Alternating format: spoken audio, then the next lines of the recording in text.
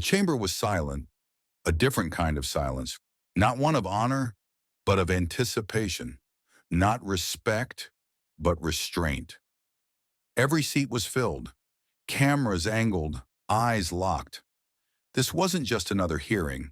This was a reckoning decades overdue.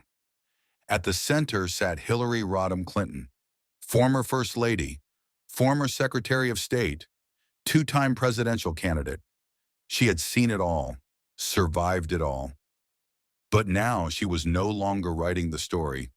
She was sitting in it, and across from her, armed with documents, facts, and a steady voice sharpened by justice, sat Pam Bondi. This wasn't performance. This wasn't theater. This was the beginning of the end. Madam Secretary, Bondi began, I'm not here to relitigate your political legacy. I'm here to expose what that legacy tried to bury. Let's begin with the server.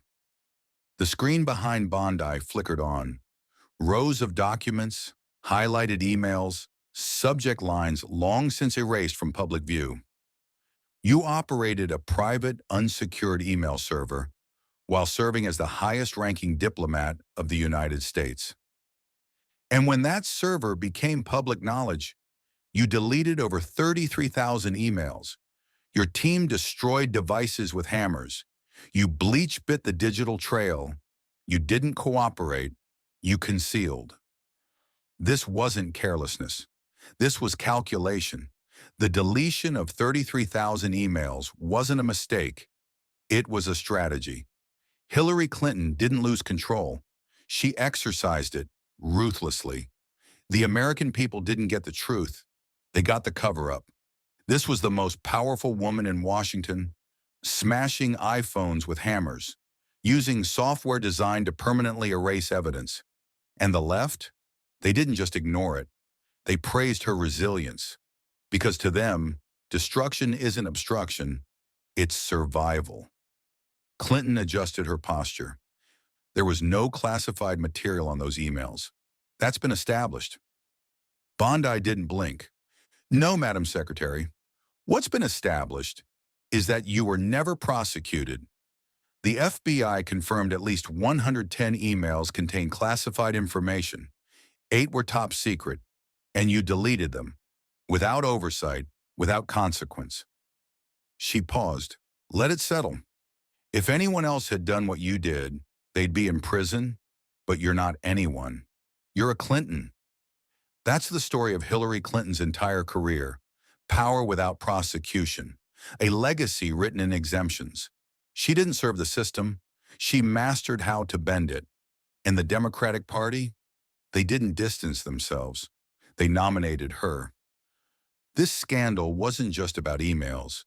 It was about a government official who believed, and was proven right, that the law didn't apply to her. Bondi tapped her tablet. Let's read one of those deleted emails recovered by investigators. Subject: Arms deal, urgent timeline. From hrc@clintonemail.com. To senior State Department staff. Date: April 3rd, 2011.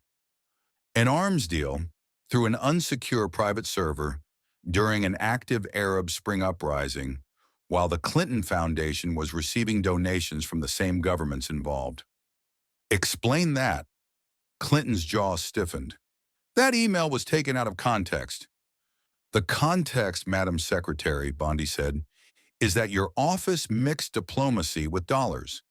And when the dots started connecting, you erased the map. This is the Clinton playbook. Silence the trail, then claim there's no crime. When the evidence points toward corruption, shift the narrative.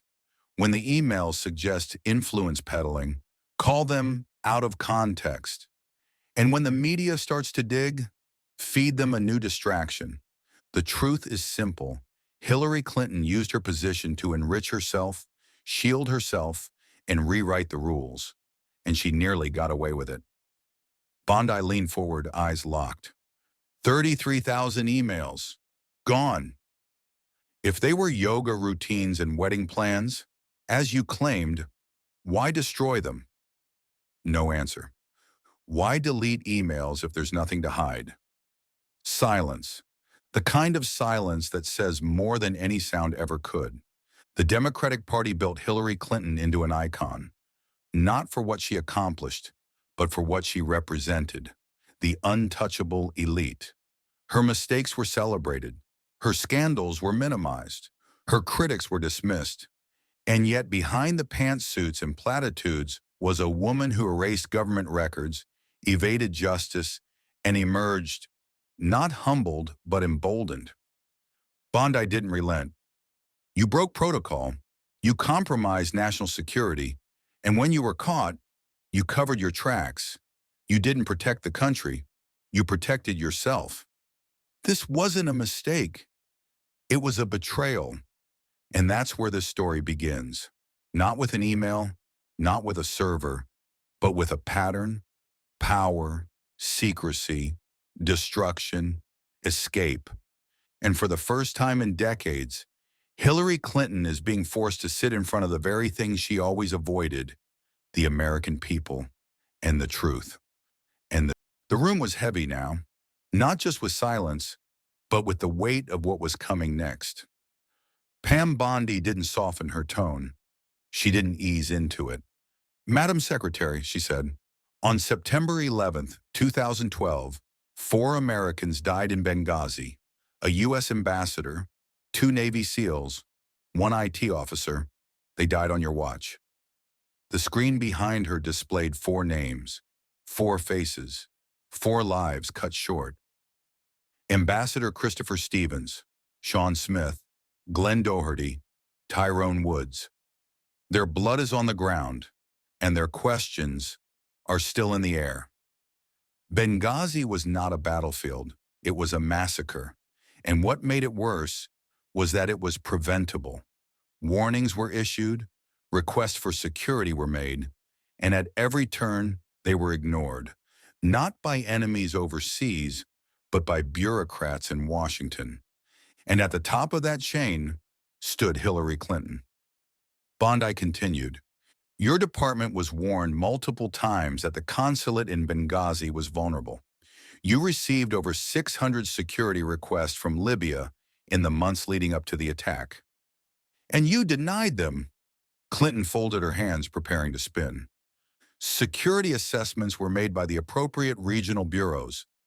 Bondi cut in a sharp. "And those bureaus answered to you." This is how Hillary Clinton operates, always one step removed from accountability.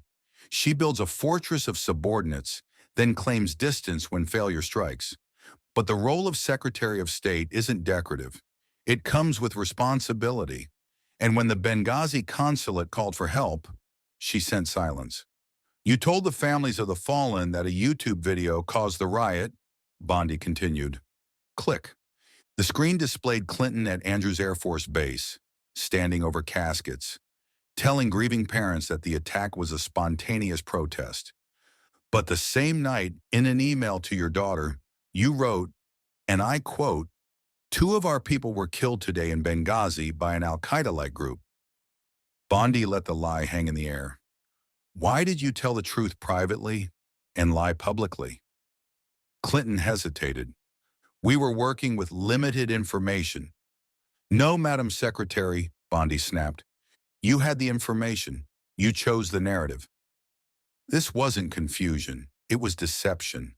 Hillary Clinton knew the truth about Benghazi within hours and still stood before the American people and deliberately misled them. Why? Because an election was coming. Because political damage control took precedence over dead Americans. And the media? They let her do it. They parroted the talking points. They smeared the whistleblowers. And they told us, the ones demanding answers, that we were politicizing tragedy. Numbers she did, and 4 Americans paid the price. "You blamed a video," Bondi said coldly. "You sent Susan Rice on 5 talk shows to repeat that lie. You punished a filmmaker, and you refuse, to this day, to accept responsibility for failing to protect your own people. You didn't stand by the truth, Madam Secretary. You buried it beneath a press strategy." This is the hallmark of the modern democratic establishment. Tragedy management through narrative control. Their instinct isn't to fix the failure, it's to reframe it. Spokespeople are deployed, stories are altered, and when truth threatens the script, it's buried under talking points. Hillary Clinton didn't mourn Benghazi. She managed it, like a campaign issue, not a national crisis. Bondi paused. She looked directly at Hillary.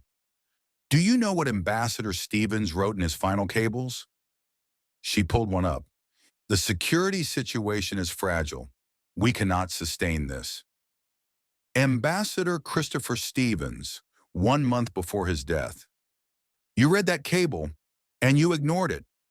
In the private sector, if a CEO ignored over 600 warnings and 4 employees died, they'd be behind bars. But in Hillary Clinton's Washington, she got a book deal, a Netflix special, and a presidential nomination. This wasn't just failure, it was fatal arrogance.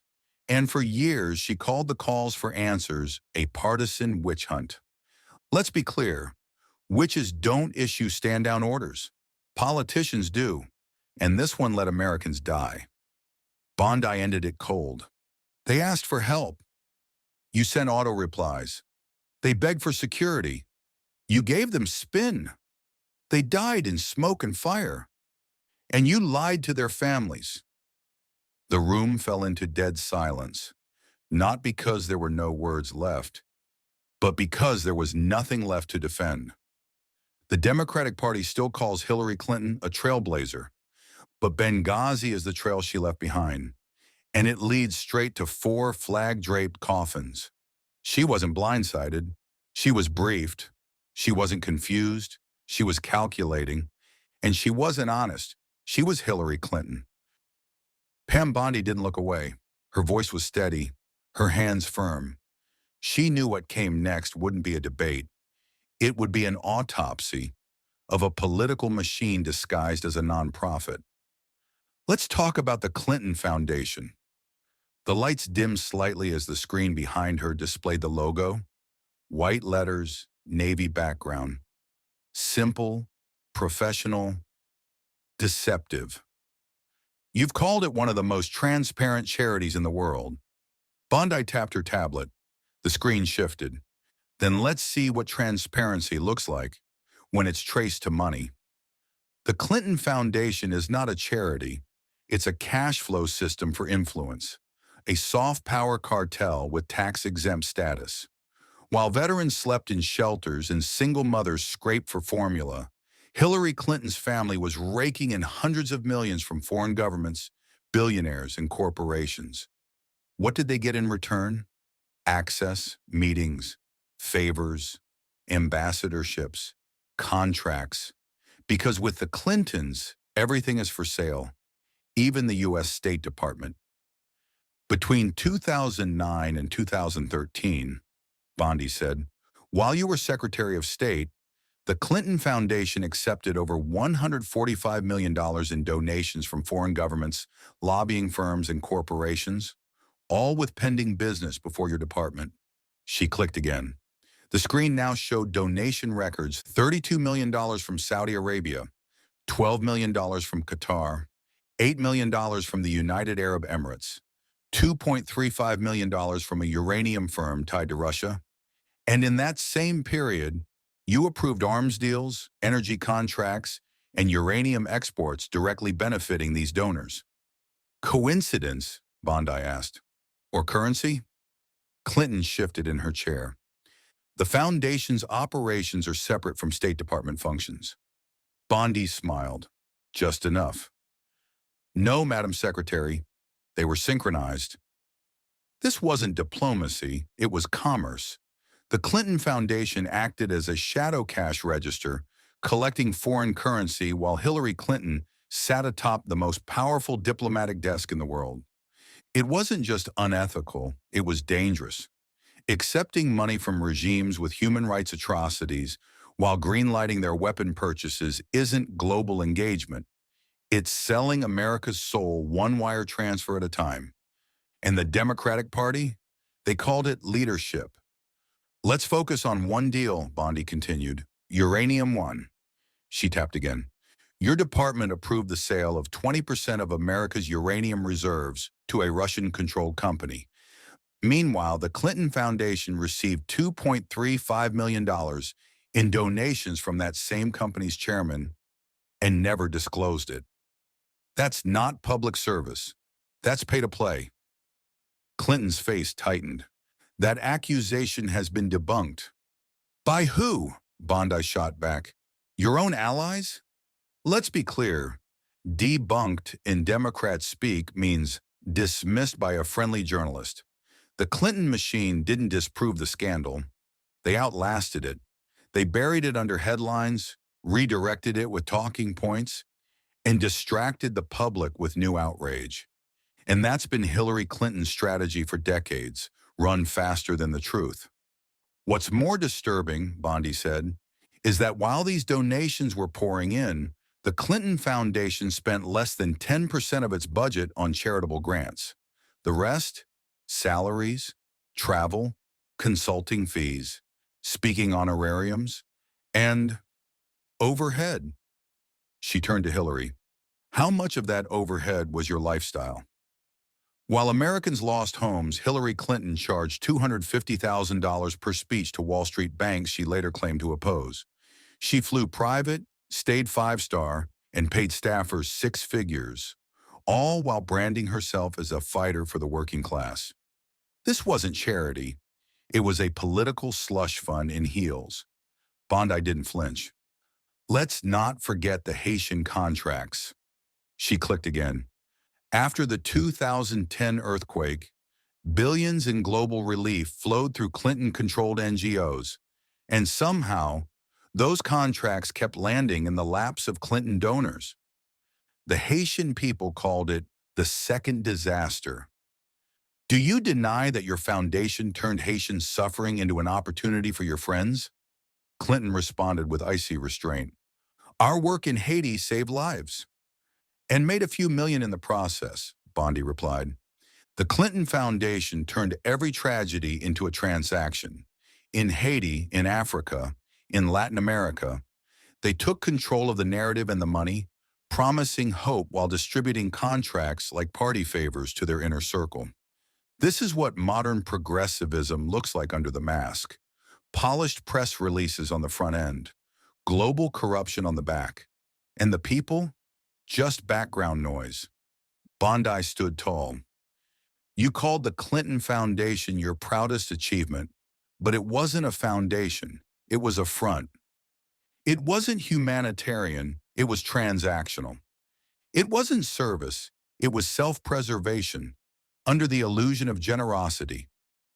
This is what Hillary Clinton represents. Not just political failure, but institutionalized influence peddling. She didn't break the system.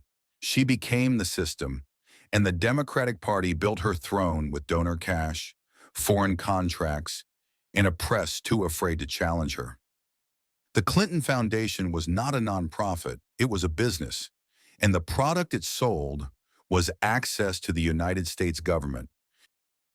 The air in the room shifted, heavier now. Even the cameras seemed to lean forward. Pam Bondi took a slow breath. She knew this next section wouldn't just embarrass Hillary Clinton. It would unravel a lie that poisoned American democracy for years. Let's talk about the Steele dossier, she began, and the lie your campaign paid to build, and the nation paid to believe. Clinton's expression hardened. That was opposition research. No, Madam Secretary, Bondi replied coldly. That was a political grenade disguised as intelligence. And you didn't just pull the pin, you threw it at the heart of a presidency. This wasn't research. It was a manufactured conspiracy, a calculated assault designed to delegitimize the 2016 election before the ballots were even fully counted. Hillary Clinton couldn't defeat Trump at the ballot box, so she sought to destroy him through narrative warfare. The Democratic Party didn't just go along, they helped build it. They screamed collusion for years, despite having no evidence, because they knew truth didn't matter. Power did. According to sworn testimony, Bondi continued, your campaign funded the now-debunked Steele dossier through Perkins Coie, a law firm acting as a cutout. It was routed through Fusion GPS and handed off to friendly operatives in the FBI. Click. The screen displayed financial records. Clinton campaign to Perkins Coie, $1.02 million. A paper trail Hillary Clinton could no longer deny. You claim to have no knowledge of it, Bondi said, but these payments were approved by your team, your people, under your name. Clinton's voice dropped. I didn't review every expenditure. Bondi didn't blink. You didn't need to. You set the fire. You let others carry the gasoline. They screamed for years that Donald Trump was a Russian asset. CNN ran 24-hour breaking news banners on anonymous sources. Politicians lied under oath. Blue-check Twitter exploded with, the walls are closing in.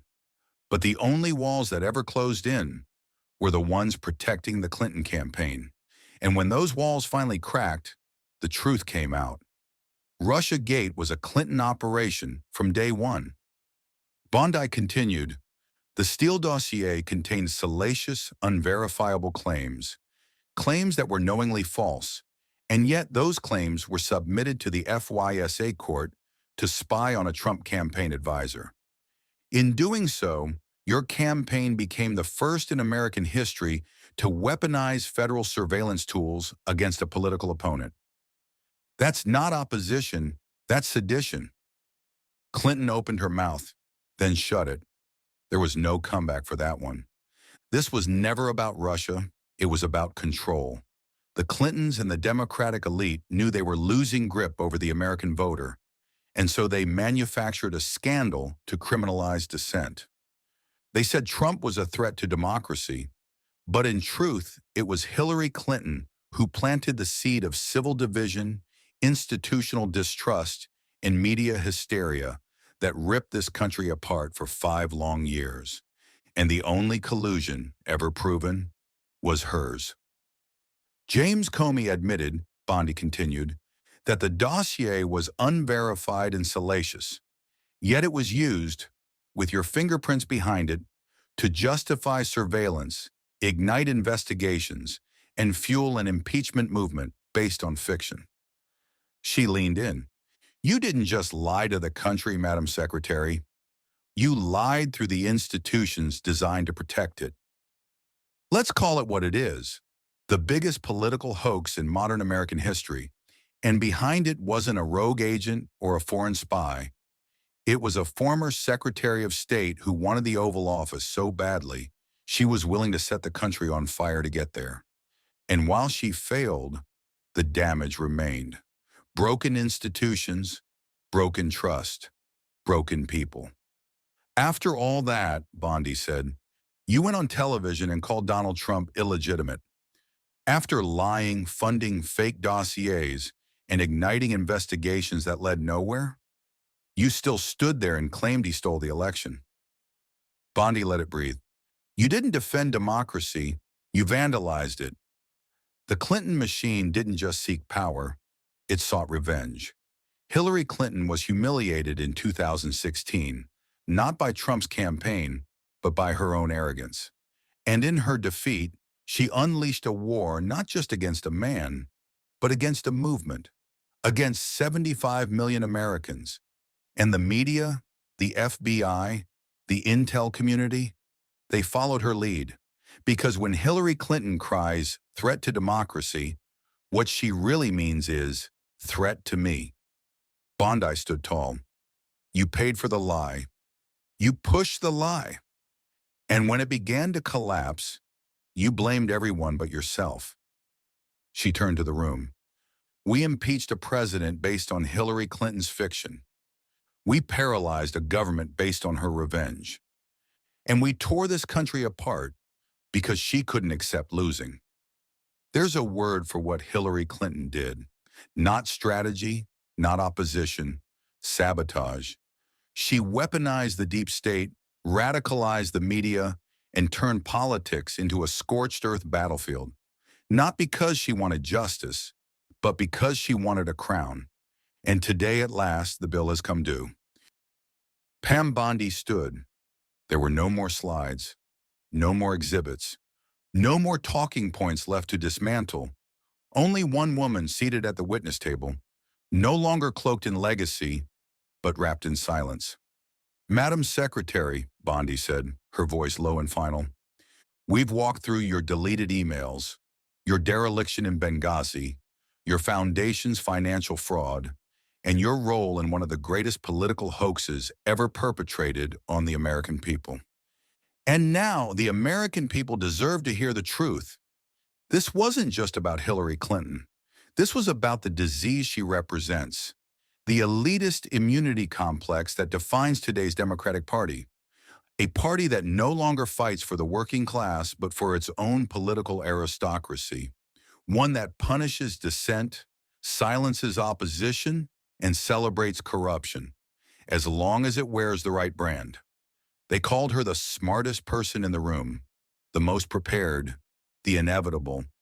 But behind the rehearsed lines and the deep state alliances was a woman who failed upward, lied systematically, and blamed everyone but herself. "You were entrusted with power," Bondi continued, "and you used it to enrich yourself, protect your allies, and destroy your opponents. You didn't serve the public, you sold it." Clinton stared blankly. The camera zoomed in, not on a presidential contender, not on a historical icon, but on a political ghost, a symbol of everything Americans have grown to distrust. Hillary Clinton wasn't just a failed candidate. She was the living embodiment of the two-tier justice system. She was never held to account because she was never meant to be. While Americans went to prison for far less, she raked in millions. While whistleblowers were punished, she was praised.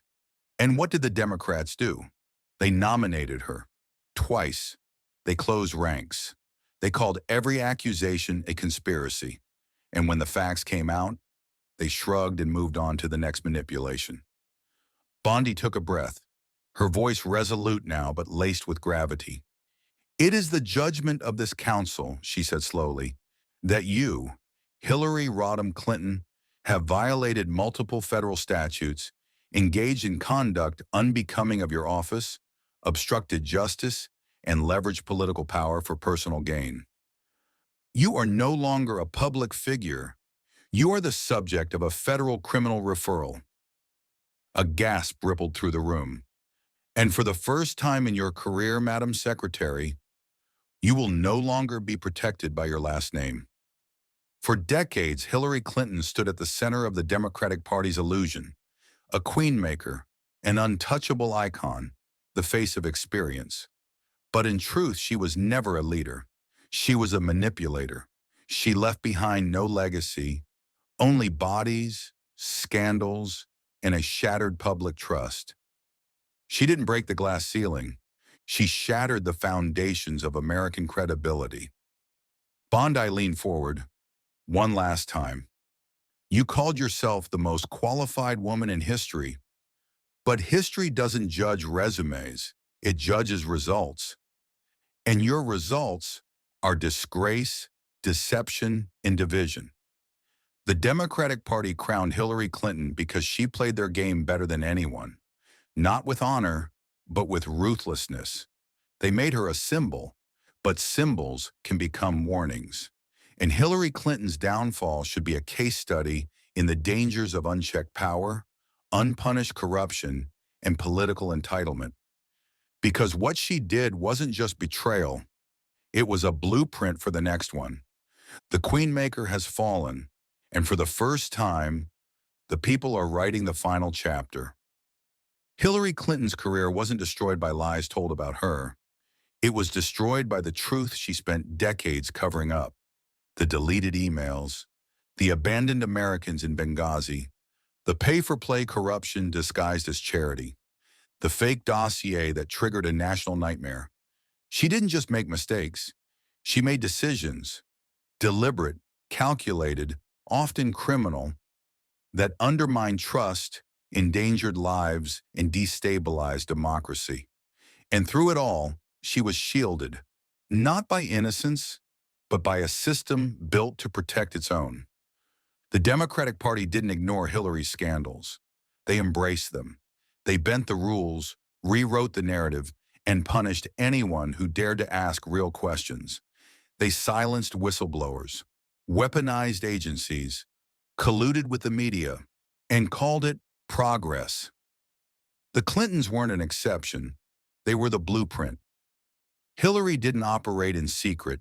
She operated in plain sight, under the full protection of a political apparatus that sees accountability as optional and power as permanent.